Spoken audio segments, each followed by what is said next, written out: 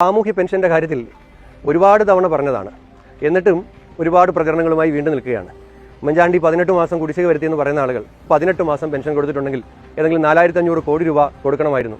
1300 കോടി രൂപയ്ക്ക് അപ്പുറത്തേക്ക് നിങ്ങൾ കുടിശ്ശിക കൊടുത്ത ഒരു കണക്കും ഒരു രേഖയും ആരും കാണിച്ചിട്ടില്ല, പറഞ്ഞിട്ടില്ല. രണ്ടാമത്തെ കാര്യം, ഈ സർക്കാർ പെൻഷന്റെ പേരിൽ എന്തെല്ലാം ദ്രോഹം ചെയ്തു. ഒന്നിലധികം പെൻഷൻ ഉണ്ടായിരുന്നല്ലോ. ക്ഷേമനിധി പെൻഷൻ കിട്ടുന്ന ആളുകൾക്ക് സാമൂഹ്യ പെൻഷൻ വാങ്ങാൻ പറ്റുമായിരുന്നല്ലോ. ക്ഷേമനിധി പെൻഷൻ കിട്ടുന്ന ആളുകളുടെ സാമൂഹ്യ പെൻഷൻ നിഷേധിച്ച ഒരു സർക്കാരല്ലേ ഇത്? പെൻഷൻ കൊടുക്കണമെന്ന പേരിലല്ലേ പെട്രോളിനും ഡീസലിനും 2 രൂപ വെച്ച് സെസ് വാങ്ങിയത് ഈ സർക്കാർ? എന്നിട്ടും സാധാരണക്കാർക്ക് യഥാസമയം അത് കൊടുക്കാൻ കഴിയുന്നുണ്ടോ? അപ്പോൾ പലതരം കളവാണ്. ഉമ്മൻചാണ്ടി പെൻഷൻ കൂട്ടിയിട്ടില്ല എന്ന് നിങ്ങൾ കളവ് പറഞ്ഞു. ഉമ്മൻചാണ്ടി പെൻഷൻ കൂട്ടിയതിനെ സംബന്ധിച്ച് നിങ്ങളുടെ മന്ത്രിമാർ നിയമസഭയിൽ നൽകിയ മറുപടി കാണിച്ചാലും നിങ്ങളത് വിശ്വസിക്കില്ല. നിങ്ങൾക്ക് വിശ്വാസം ഉണ്ടെങ്കിലും നിങ്ങൾ ജനങ്ങളോട് സത്യം പറയില്ല. അതുകൊണ്ട് എത്ര കാലം നിങ്ങൾക്ക് ഇങ്ങനെ കളവ് പറഞ്ഞ് മുന്നോട്ട് പോകാൻ കഴിയും? ഇതെല്ലാം ജനങ്ങളെ നേരിട്ട് ബോധ്യപ്പെടുത്താനുള്ള സംവിധാനങ്ങളും സൗകര്യങ്ങളും ഉള്ളപ്പോൾ വ്യാജപ്രചരണങ്ങളിൽ ആളുകൾ വീഴില്ല എന്ന് നമുക്ക് ഉറച്ച വിശ്വാസമുണ്ട്.